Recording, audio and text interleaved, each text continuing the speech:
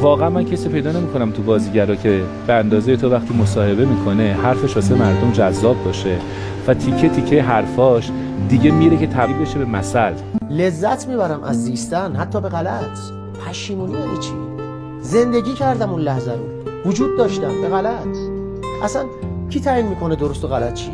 پشیمونی برای چی؟ برای اینکه زنده بودم، یا اصلا یه فیلم رو بد بازی کردم یا فیلم خوب بازی کردم، یا اینکه یه رفتارم در جامعه غلط. گاهی اوقات باید پاورچین حرف زد، باید مراقب بود.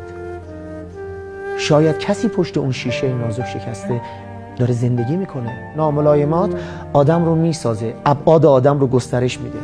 فکر میکنی که خب تونستم ببخشم، از سر نو دوباره دوستیمو ادامه میدم.